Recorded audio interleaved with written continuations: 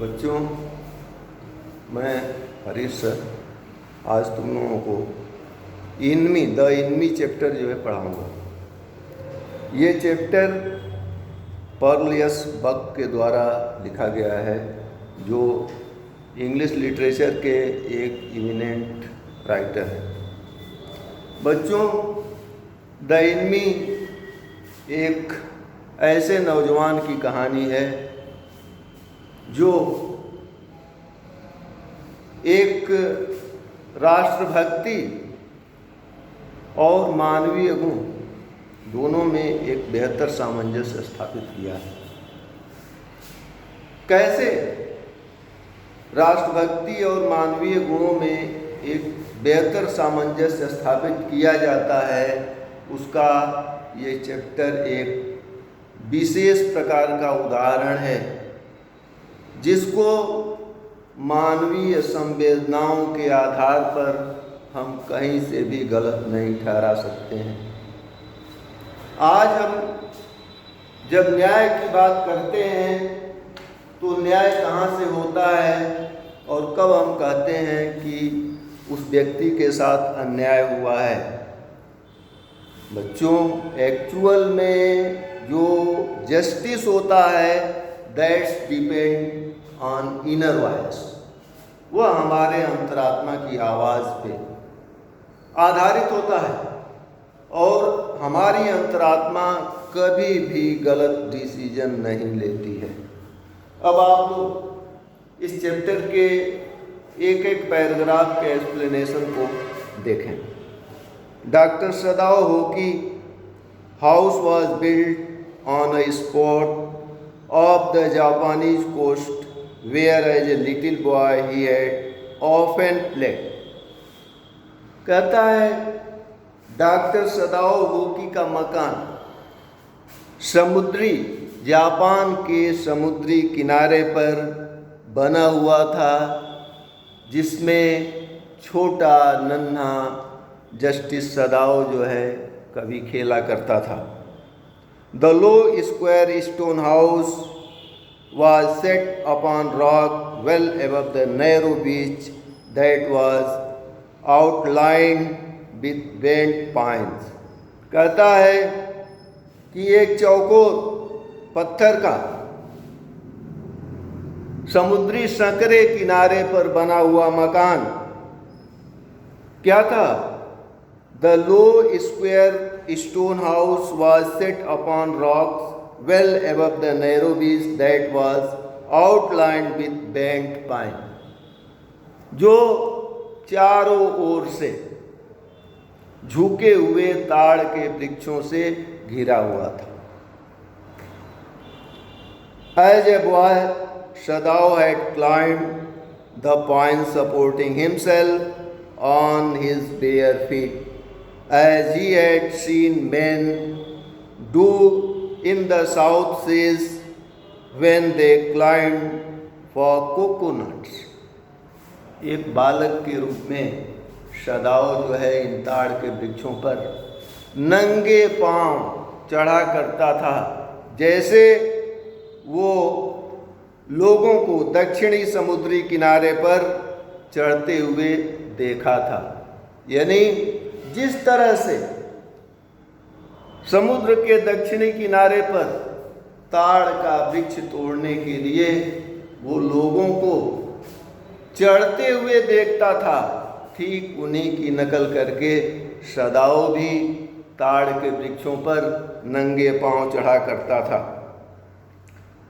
His father had taken him often to the islands of those seas।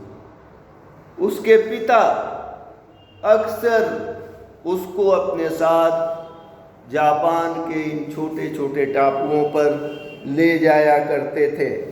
And never had it failed to see two little brave boy at his side those islands yonder they are the stepping stone to the future of Japan.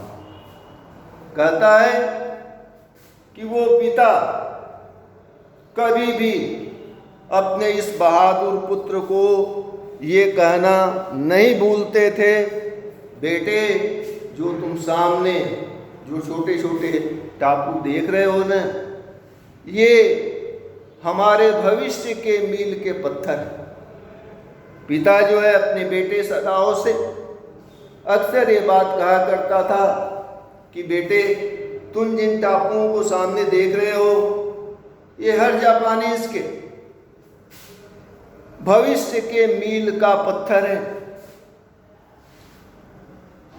Now you see the second step, where shall we step from them. बेटा Sadao अपने पिता से पूछता था कि पिताजी हम उसके बाद कहाँ जाएंगे। सदाओ इस प्रश्न को गंभीरता से अपने पिता से पूछा करता था। Sadao had said seriously, who knows his father had answered. पिता ने जवाब दिया, कौन जानता है कि उसके बाद से हमारा भविष्य क्या तय होगा। None knows about it. Who can limit our future? कौन हमारे भविष्य को परिसीमित कर सकता है, निर्धारित कर सकता है। मतलब ये कि भविष्य जो है उसका निर्धारण हो नहीं सकता है। भविष्य में बहुत कुछ चीज़ें घटित हो सकती हैं, अच्छी भी हो सकती हैं और बुरी भी हो सकती हैं। It depends on what we make it. निर्भर इस बात पे करता है कि हम अपने भविष्य को सजाना और संवारना चाहते हैं कि उसे विद्रूपित करना चाहते हैं। Sadao had taken this into his mind as he did everything his father said. His father, who never joked or played with him, but who spent infinite pains upon him, who was his only son. कहता है, Shadao had taken this into his mind as he did everything his father said. सदाओ जिस तरह से पिता की हर चीज, हर बात को अपने दिमाग में रखा करता था, ठीक उसी तरह से उसने ये बात भी पिता की अपने दिमाग में रख लिया।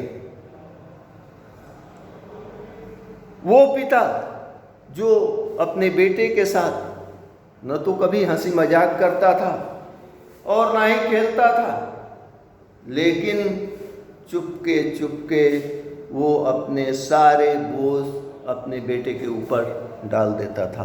अपने सारी परेशानियां, अपनी सारी दिमागी उलझन अपने बेटे के ऊपर डाल दिया करता था।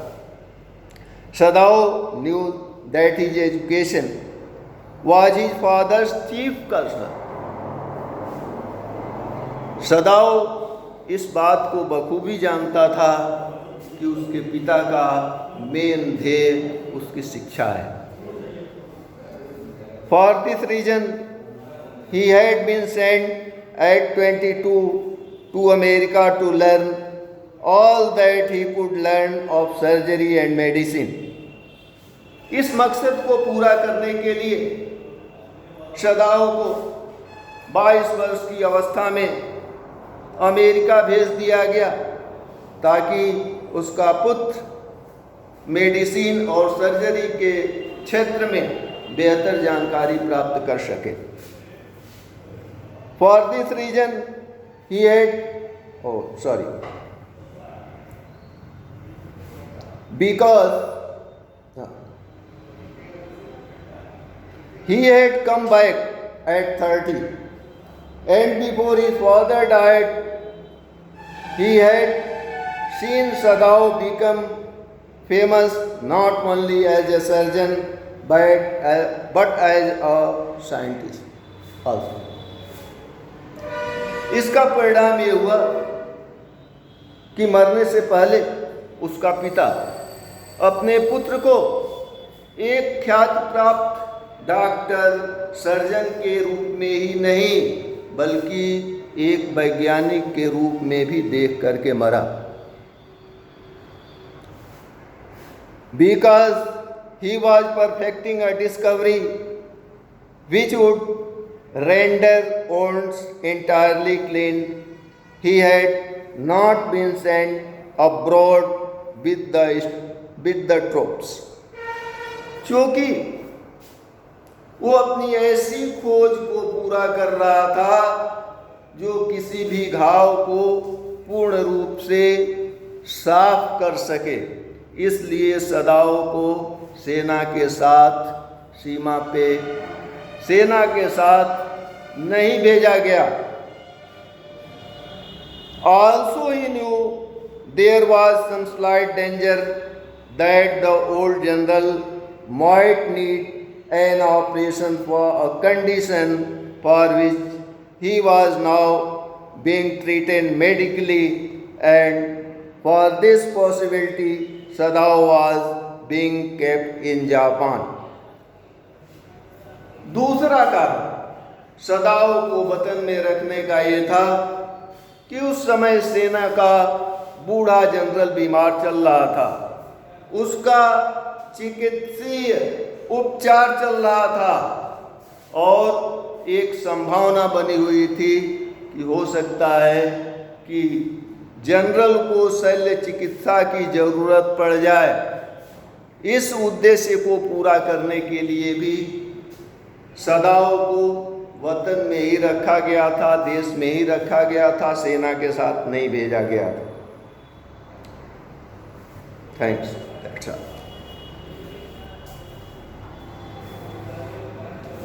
हेलो सर जी, चेक कर लीजिए कितना हमको लग रहा है कि आ गया।